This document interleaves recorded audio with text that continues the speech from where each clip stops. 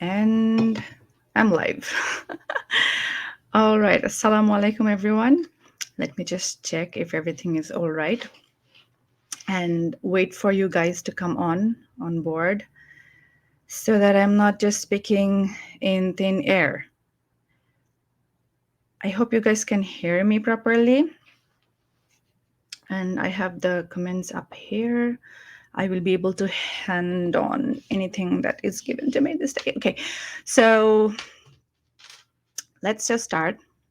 And today is a pretty intense day, I would say, for me, because this is about my own journey.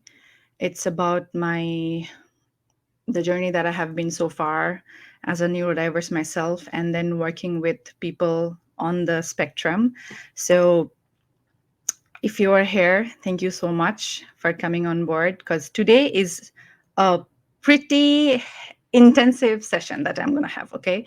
So I have not been sharing the real truths and the things that I have found so far, that I have learned so far, because, people who are speaking real truths are not very softly handled, So I am pretty excited as well as nervous. I hope you will encourage me throughout the time.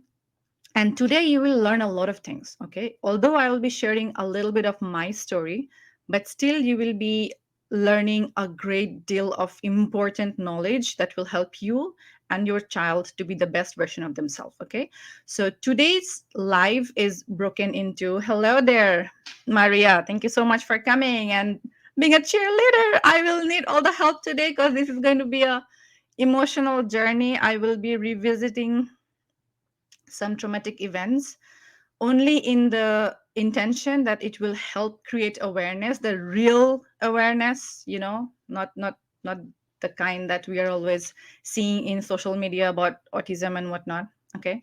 So today's live, I have made it into a three steps or three phases, I would say. The first one would be my story about my childhood, how my own neurodiversity affected myself, and what I have been through so far. And then there will be the second part that we are going to talk about is what we are told about autism. Okay. Usually what we are told by the doctors, what we are told by the medical system that autism is. And then the third most important section is the truths. Okay. The truth is different. It's different from person to person, but still it will be the truth. It will be the foundation where you can build your own journey out of it. Okay. So let's just start and jump right into it, because it will be a hectic session, I would say. Okay, but you will learn a lot. You will learn a lot from today's session. So let's just jump right into it. The first thing that I wanted to say is a little bit about my story. So I did not know I was neurodiverse. What I had was a pretty hard childhood. My mother was going through a lot of her own emotional health, emotional and mental health issues, because if you are from Southeast Asia, you will know this, the in-law issues, mother-in-law, then sister-in-laws and things like that. So she has been going through a lot of her own traumas and family pressure and things like that. So she didn't have that bandwidth to understand what I was going through. Okay. The reason why my memory was not accurate, or I would not be able to learn things as fast as she wanted me to, or other kids were learning. But I tried a lot. I really, really tried a lot. And then I remember being bitten a lot by her. I'm saying this with the most soft approach that I can manage, because obviously it's a little traumatic for me. Not just for in a perspective that I was bitten and I was kind of neglected in an emotional perspective, but if you are from Southeast Asia and usually a typical Muslim background, then physically uh, teaching kids is part of raising kids. Okay, so it's not necessarily that bad if it's not too much. A little bit of straightening up here and there, I think it's kind of okay. A slap in the bum or or a scream here and there, it's kind of okay. But what is not okay is you not you channeling your anger towards the child. You understand what I'm saying? Because this is what is a lot of the times it's happening. Okay, we do not understand what we are going through. We do not have the perspective, the knowledge, the tools, and the techniques that parents and especially moms need to overcome their own emotional trauma, their own psychological aspects that they're going through from day to day. And it's one of the reason I have built the first pillar in my program, because I myself have suffered a lot of abuse. I have seen a lot of mom going through all those stress and tension. And I myself, when I was raising my son, when he was in his blackest moments, if I was not okay, it would have been really extremely hard for me to move him through the continuum, to move him through the journey that we have been so far. Okay. So your mental health, the mother's mental health, is very, very important. And so my story starts with a girl born in a pretty backward family. So when I was born, a few of my uncles actually came out saying that they should kill me because I am the firstborn and I'm a girl. I don't know if it's resonating with you, but when I learned, when I heard all of those things, those were not very, very happy things to hear. Like people who are supposed to take care of you wanted you to die because you were a girl. And then my mother took on this huge task of raising a girl in a way that she can beat the guys. You understand? Which was why when my memory issues, when my neurodiversity was not giving the results that she wanted, she got more frustrated because she wanted to show the world that a girl can do stuff. Okay. So my memory, my childhood issues, and the abuse also taught me in a way that usually what happens, we do not take things very, very deeply.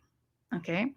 So autism, a reason of that being so spread these days throughout the world, is because of a lot of factors. It's not just only genetics, a lot of factors, and a major important factor is the emotional and the mental stress the mother goes through while maybe she's conceiving, while pregnancy, and also after birth. Because if you think about your own journey with your child, you might tell me that your child showed perfect trajectory until a certain age, and after that your child started regressing. Okay, let me know in the comment if this point is hitting you or you're understanding what I'm saying. Because a lot of clients who comes to me, they say that they started with a kid who was having all the regular milestones and looking, eye contact, maybe words and things like that. But then after a certain age, it differs from child to child. After a certain age, something happens, and then the child's regression is very tragic. So it tells us another thing, is that it's not happening just out of thin air, and it's not like total genetic in the way that because your child is born this way he will be this way. And we will be talking about it more in the next stage, in the next section that I will be talking today.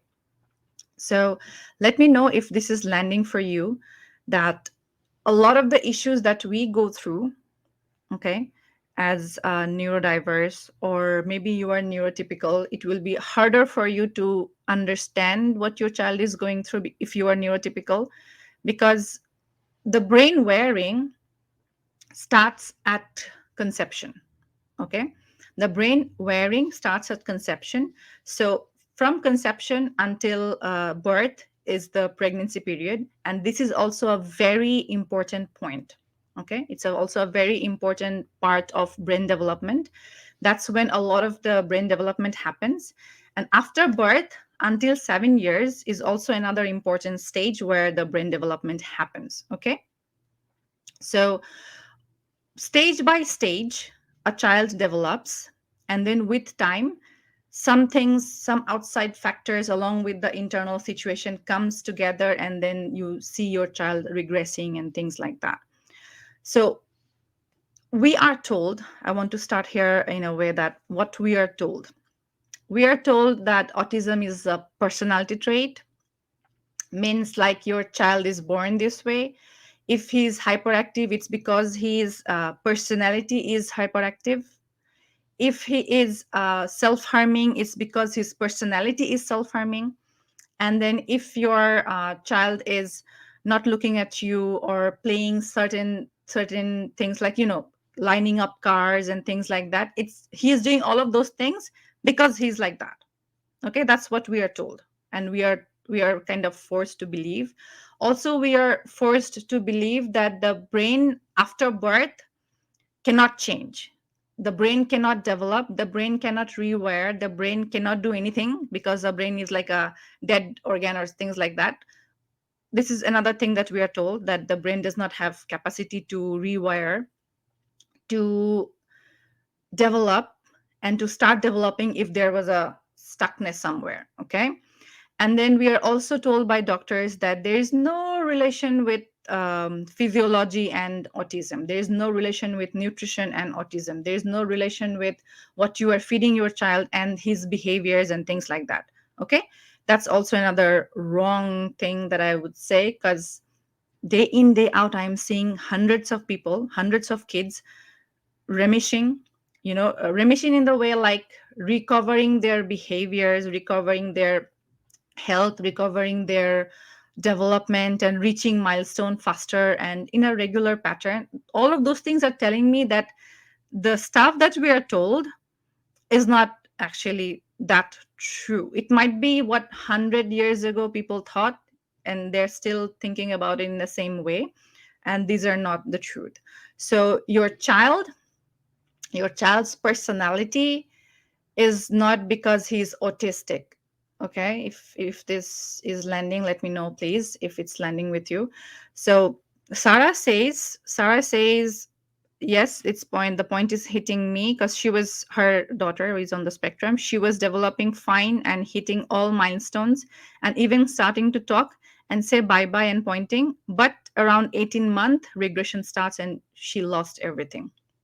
There you go, Sarah. I have had a client whose son was also pretty great in trajectory, but around the 18-month mark, then the kid started regressing. And one of the reason I found out was because she and her kids went through a very traumatic event, a very personal traumatic event, whereby one of her close family members tried to burn the house down, because she has her own issues, and that's her personal matter. I don't want to share it here too much.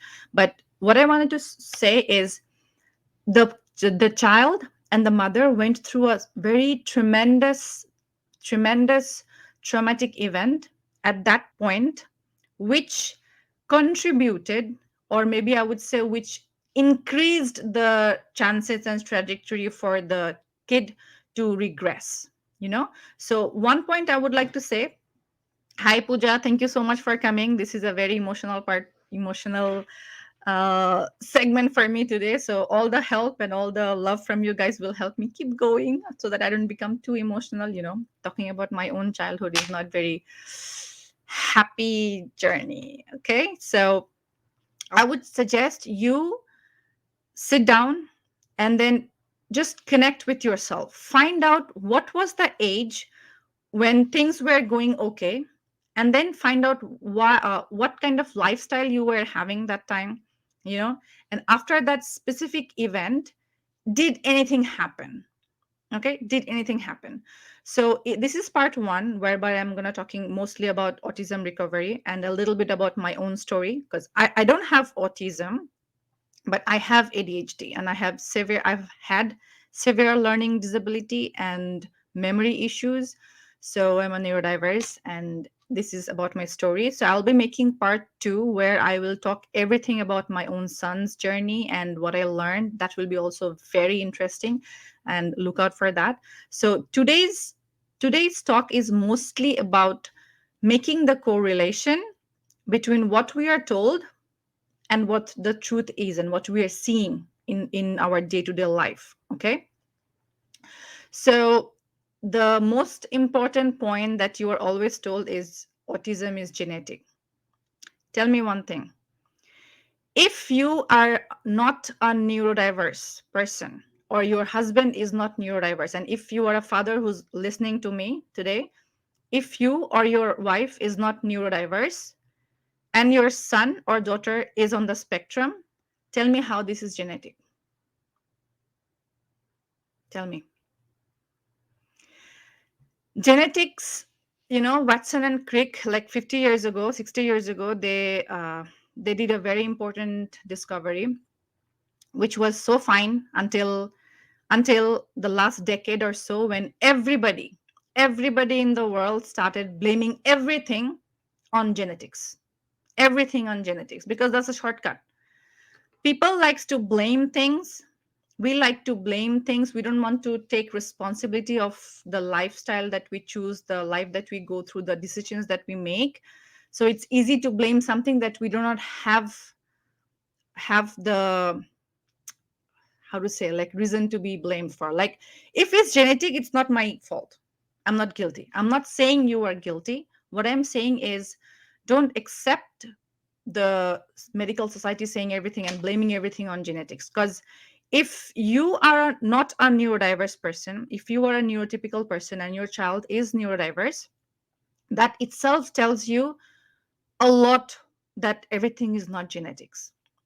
I would highly suggest you to study and research a bit on Dr. Bruce Lipton.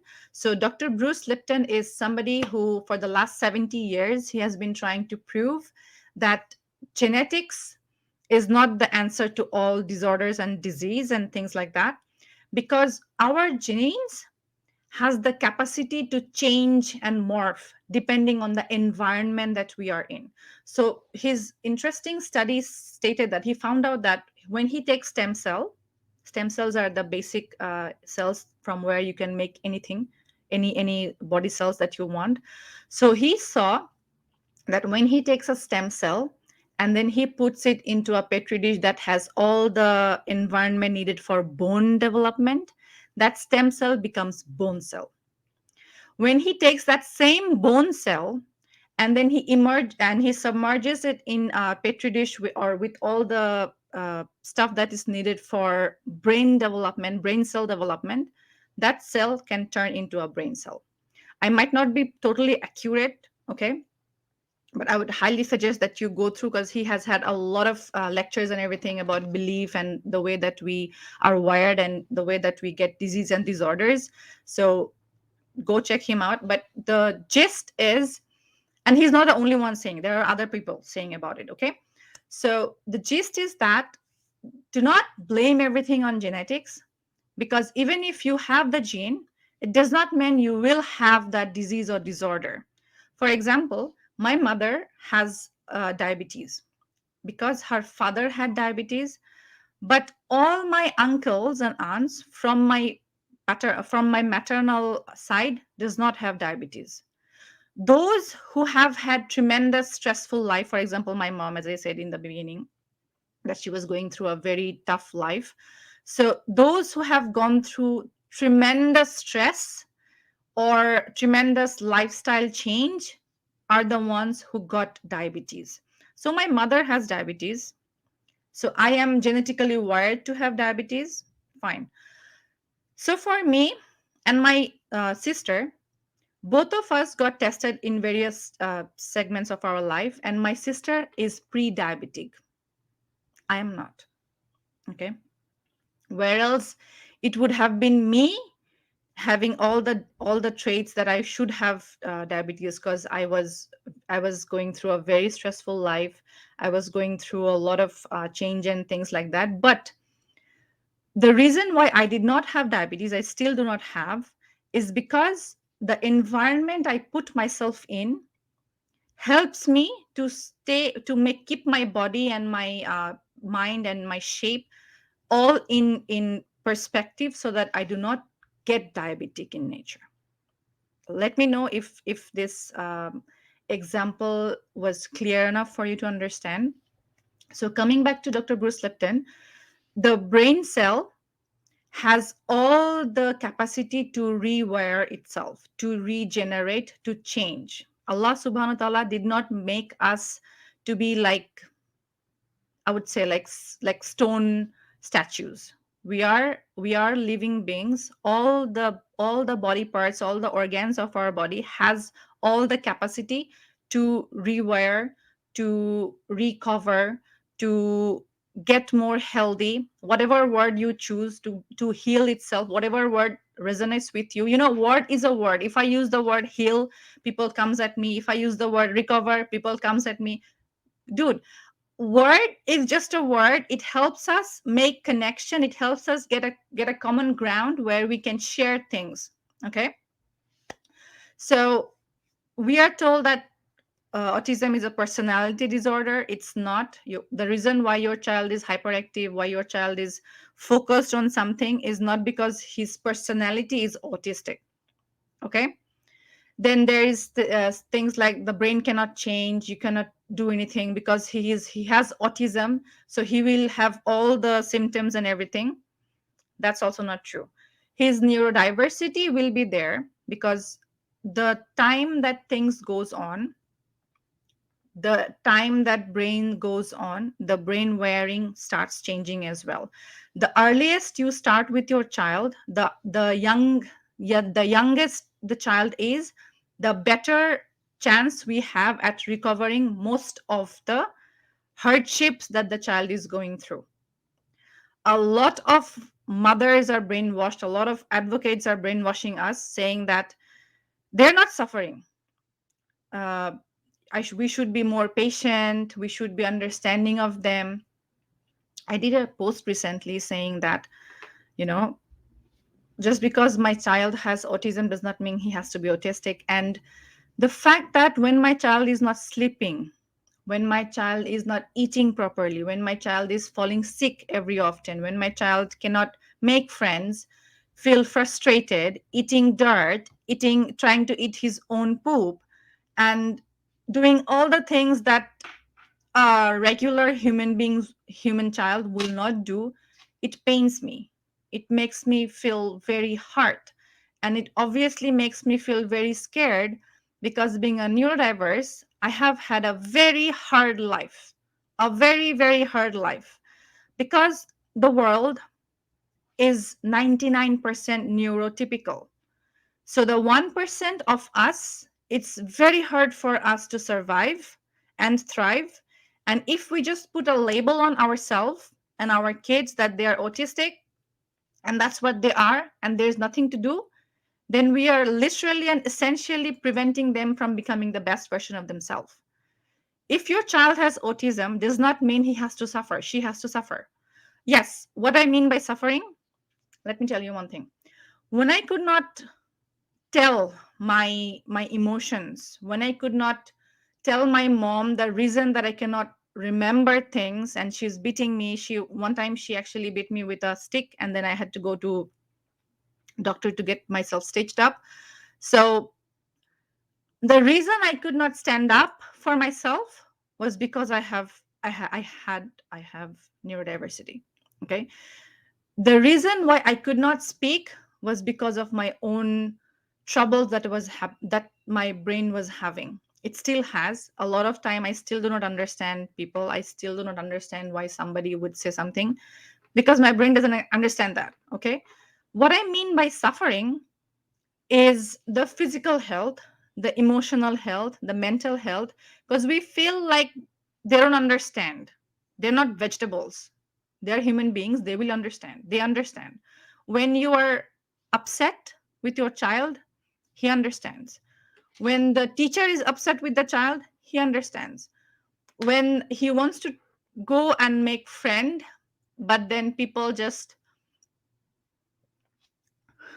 move away, he or she understands. Okay,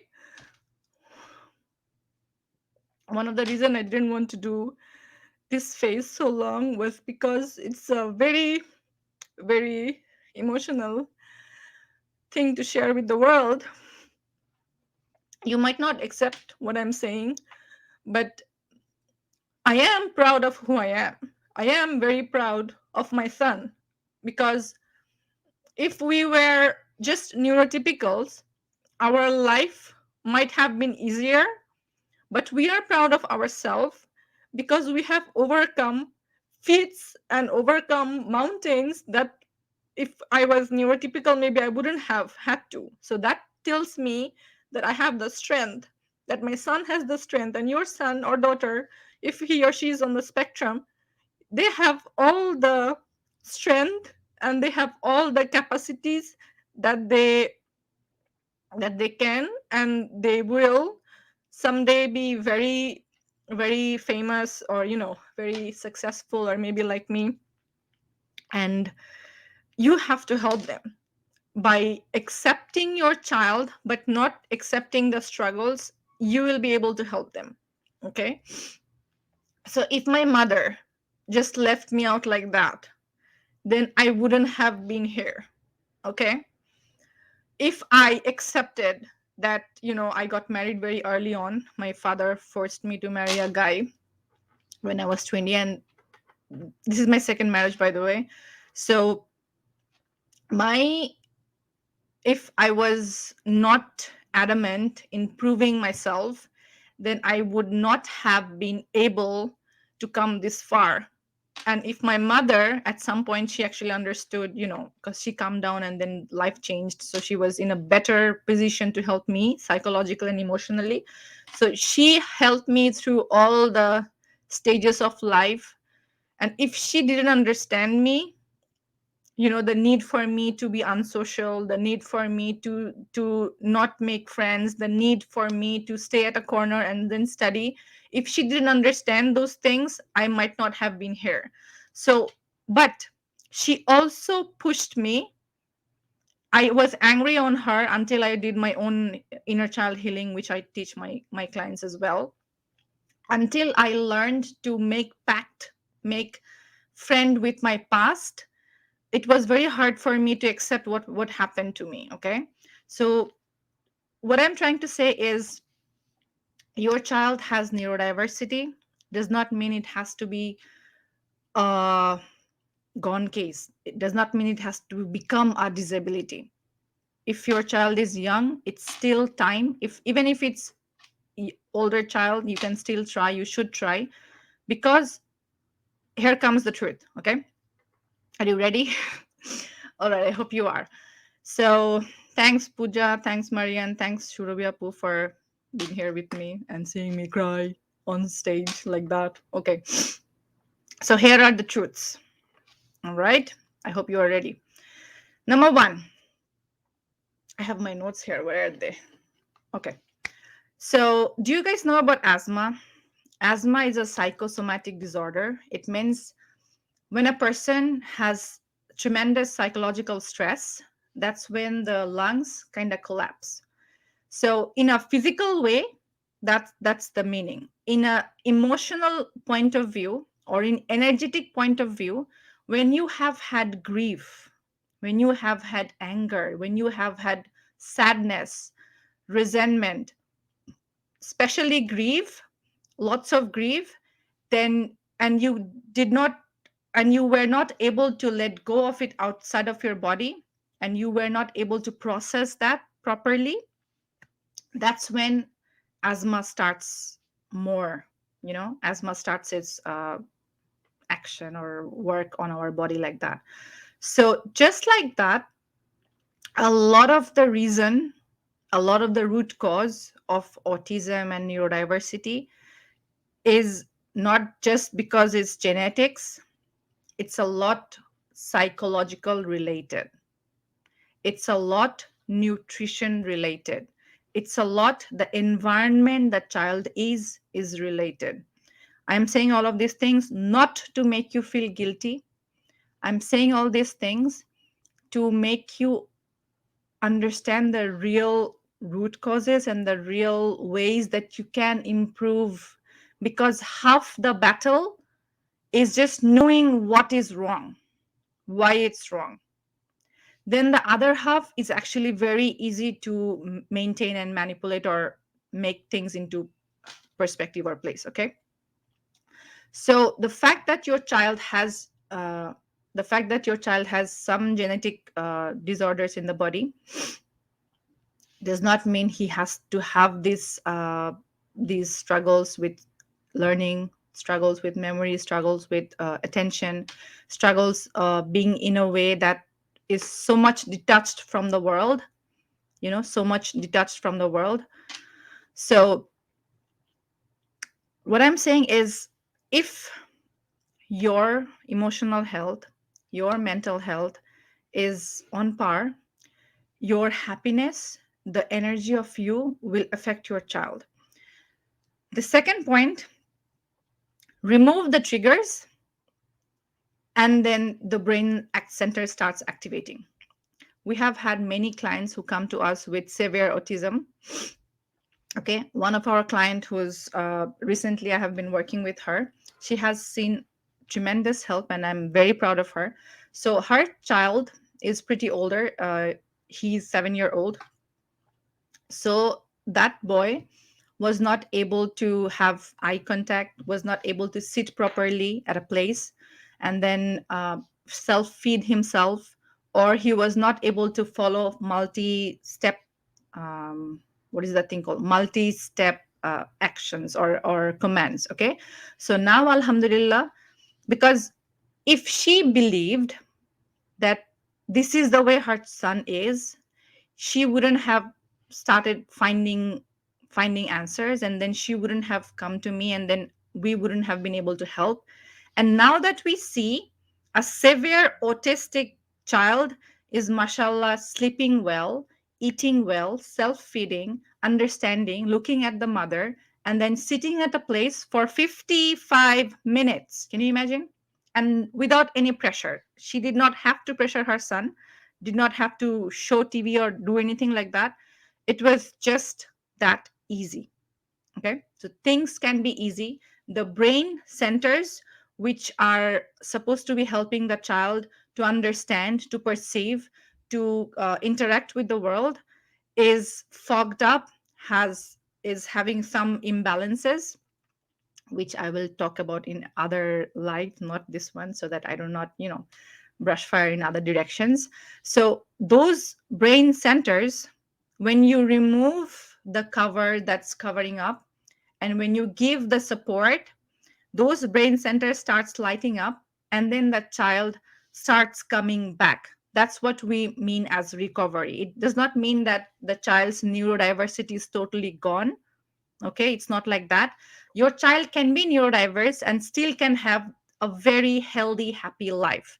That's what we are all about here at Autism Success Academy. The reason why I put this name, Autism Success Academy, is because we are we are adamant, and we are it's our calling, it's my special calling, to make sure I can help as many neurodiverse kids as possible to become the best version of themselves, and also their mothers. Okay, because I'm a mother, I have had severe issues, I was suicidal, so I know what kind of help a mother, an autism mom, needs, and I try my best to give them those tools and techniques and sessions and things like that. Okay. So so far that I've said that your child's brain's situation is going on is not genetic, and it's not set in stone. You can change, you can rewire. The third point is brain neuroplasticity. Okay. So brain neuroplasticity means the brain cells are a lot like plastics. Plastic is something that you can, like crash and then make it straighter. Yes, your child's and your brain cells are like that. It's called a brain neuroplasticity. So a lot of parents do not understand, or even if we try to make them understand, they get really angry. I don't know why. I would really love to ask those moms, like, why do you believe that brain cells cannot regenerate? Why do you believe that things can improve? I don't know. Maybe I will try to understand. Maybe because they have tried their best and then they failed, and then they just accepted because accepting was easier than fighting. Probably it's one of the cause. So what I want to do is ask yourself this question and do your own research. Just don't take things what I am saying. Okay? Don't take things on the face value. Do your own research. You will find tons and tons of research, good research, okay, on neuroplasticity, which means the brain has the capacity to change itself if you are giving the proper environment. This is where the Bruce Lipton experiment comes in.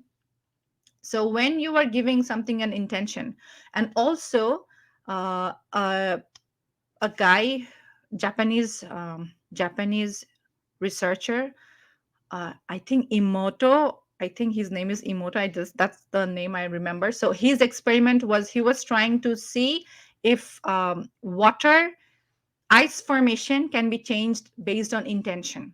So what he did was, he would take different test tubes, and then to each test tube he will say certain words. For some he would say, you are so pretty, you are beautiful. And then to some water he would say, you are disgusting, you are bad, you are blah blah blah, explicits. So based on the way he was talking to the water, all the other conditions set same, the crystals that formed were so different. Okay, the ones that he said, you are beautiful, those were very very beautiful, nice water, ice crystal formation. Okay, those were very nice ice crystal formation. And to those he said, like, you are disgusting, you are nothing, you are shit or whatever. So those were the ones who had very broken shape and no specific shape. That's the power of intention. So if you are labeling your child, he's autistic, he cannot do much, you are already believing and you are robbing him of his chances. Yeah, thanks, Puja Masaru Imoto. So your intention, the words that you use in the environment that your child is, affects his abilities as well. So one of the reason that I was so successful, and I teach my clients as well, is do not tell your child is autistic. It's like a forbidden word for you. Don't use that word.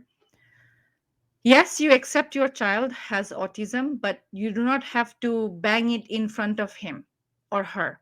That way, he or she will just accept. Let me give you one very, very rude example from my own life. Until the age of 28, I did not know that I had neurodiversity. Okay. I tried my best. I tried my best and best and best. When at the age of 28 I discovered that the reason why I had so much struggles and my brain was like that, I was always sad, I was always depressed for no reason, was because I have ADHD, because I had so many other issues and whatnot.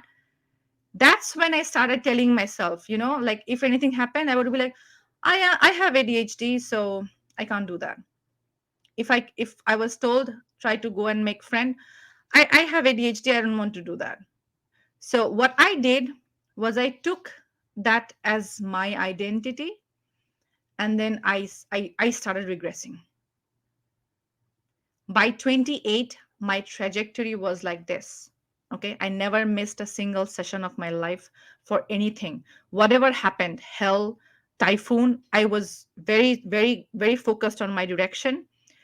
And right after my PhD, that was around the time that I discovered that I have ADHD. That's when I started accepting it and giving a part of my resistance up, because now I do not have to fight. Now I have a condition that I can say that, I have a condition, so that's who I am. And so recently what I started doing is, if it's not absolutely necessary, I do not say that I have neurodiversity. I do not use the word autism or autistic in my writing or anywhere in around me. Okay, because one of the way that you can make your child development go very fast is by believing in him, by in her, by believing that when you have an intention, which even in Islam we have this intention, like, niyat. If your niyat is like that, you will see hell or heaven based on your niyat, based on your intention. So intention makes a very important part of your child's development. And then, things are not set in stone. Just because your child has autism does not mean his life will be full of disability and disorders and hyperactivity and all the PTSD and things like that. It does not have to be like that. Things can improve, because just give you an example of the diabetes thing. The environment, the internal, the body environment, and the external environment of your child ensures the level of his brain development. Okay, because if it was set in stone, then all the clients that I have worked with, and my own son, we would not have been able to recover them. The reason why we are able to recover as much as we can is because of all the factors coming together: the body health, the detoxification, the emotional well being, the good environment that the child should be in, and whatnot. So, all of these things needs to come together to ensure that your child has the best support he or she needs to be able to be successful. And you can finally rest in peace and sleep at night without being stressed, what will happen to my son when I'm not there, because all these doctors, they can say is just keep him alive.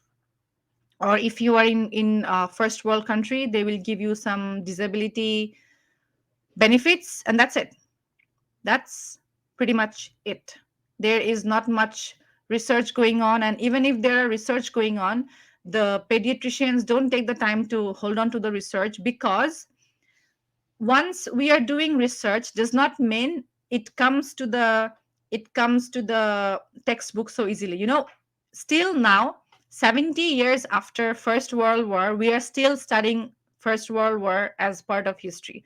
We are still studying Roman emperorship. We are still studying 13th century stuff in our history lessons. Those are not necessary. 13th century, 700 years ago, what happened is freaking not necessary for my child or us to be able to survive and thrive. That is the system. Okay, that is the system that we are in. It takes time to get the traction. It takes time for the research to be implemented. So I would say, please do not wait for your doctor to tell you that, yes, change the diet. Yes, change the lifestyle. Yes, change your emotion. Yes, there are things that we can do, because they have their own limitation as well. Because the system that they are in, they cannot overthrow that. Okay. The government, the system, most of the things are set in like that. The only way that you can help yourself is first by making the decision that, and understanding, change the belief system that autism is set in stone, and just because your child has autism means it has to be like that. It's his personality trait and it's like that and things like that. It should not be have to be like that. It doesn't need to be like this. Okay, because in every stages that your child is in, his brain is developing. His body is developing, and we have already proven it by lots and lots of research already, that the gut is connected to the brain, and all health issues starts at the gut, and also the stress. So the body of human being is not just the body, it's a system where all the organs comes together and be like one full thing. So it's not like just eye or just brain or just heart or just lungs and things like that. Every single organ comes together to become a system. That's how you have to help your child. You have to understand him or yourself, that you have to make it in a way that it is nurturing for your child, it's nourishing for your child. And good food can never do you harm. Okay, good food can never do you harm. Yes, Nana, you are pretty late. We are like right at the end. It's okay, you can just watch replay. So good food, good nutrition, detoxification, health, well-being, the environment, natural way of life, all of those things will help your child and yourself. So there's one thing that you can say, you can feel like it's just the way that I blamed everything that I was going through on my neurodiversity. You can say it like this, like, it's hard.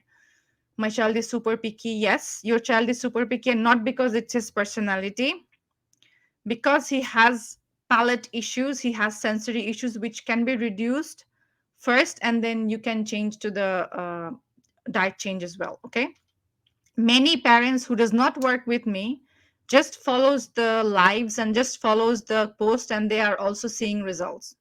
Okay, so you can see them too, because the first thing that we all do is first we believe that they're that this is not set in stone, that we can help and we should help. We should help our child be independent. Many therapists, DMs me saying like I'm saying BS, I'm saying all wrong things, negative things, misinformation. Tell me one thing, if it was misinformation, then how did my nonverbal child is talking, alhamdulillah? How can child A, which who we talked about just now, who was severe autism, who had severe autism, is now pretty much in 4 weeks, alhamdulillah, he is a lot stable and he's having a healthier life. How are we seeing kids who were severely constipated, severely angry and moody is now happy? How do we see kids who had severe sensory issues to sound and outside world is now happy, or showing improvement and showing eye contact or start words? you know all because, first of all, the real truth is autism is not a personality trait. It's not a fully genetic thing.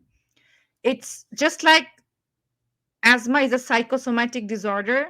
It has psychs and body and mind issues. Similarly, autism has body, mind, and environmental issues. Body, mind, and environmental issues. So if you, during your childbirth, after your childbirth, or before or during pregnancy, if you had severe trauma, that trauma is also stuck in your body. It's called muscle memory. You can do research on that also. So it's called muscle memory. So those emotions are also stuck, and if you cannot let it out, you will project it in your child as well. It will come to your child, it will come to the environment, because we are all connected. We are led to believe that we are not connected. It's not truth. We are connected. We are super conscious beings. Allah subhanahu wa ta'ala made us to be ashraful makhlukat, the best of the world, because we are the best of the world. Because He gave us all those capacities and capabilities that we can be the best being in the world. Okay, so have faith on your child. Just do not accept it in a way that, just because my child has neurodiversity, I do not have to help him, I should not help him because other parents are telling that you are pushing, you are torturing. Do not give a shit to those parents or to those advocates. Okay, because ultimately at the end of the day, it's you and your child at home for the rest of the life. It's you and your child with the world for the rest of the life.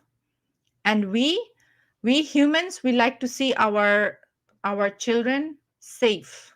We want to see their safety, we want to see their future success. And if you just wait for others to tell you to what to do, then you will be in the wrong direction, sister or brother. You have to make the conscious decision and get out of your comfort zone. Creation begins when you learn to say no. Creation begins when you learn to get your ass out of the couch and then start your own research, start your own way, start your own pattern, start your own lifestyle. You do not have to accept everything what everyone is saying. You don't have to accept me as well. What you have to do is just put your hand on your heart and then ask yourself, do you believe that your child is like this and will be like this and it's his life? If you feel in your gut somewhere that there is something that you can do, you are right, and you are so much welcome. Just keep following us, following me through my Instagram, through my Facebook group or profile, and also the YouTube, because I have all the videos in the YouTube. I would really, really be very glad if you subscribe there and leave your comments over my YouTube channel, because the way I am envisioning this is there is much to be done. There are lots of misinformation which people are waiting for others to clear, but there are some people like us who are trying our best to bring the truth to the world. help us by following us, help us by subscribing that, so that we can reach more people, we can reach more mothers and fathers who need to see this and who need to be rest. Because I remember how pathetic, how hard my life was when I was going through the initial phase with my son, and when there was nobody, no doctor, nothing, no governmental support helping me. It was just me, my God, and we all trying our best. Okay, so you can do that too. It's very possible. You can do everything. Hifsha, thank you so much for coming. It's nice to see you. So, a lot of the reason why we are stuck is because we are scared, and that's totally okay to be scared. But you know what? There is a saying in an Indian commercial, "Dar ke aage jeet hai," means there is success beyond fear. Okay. So when we overcome the fear, when we give ourselves permission, that's when half the battle is over. Okay. With that being said, I have said a lot today.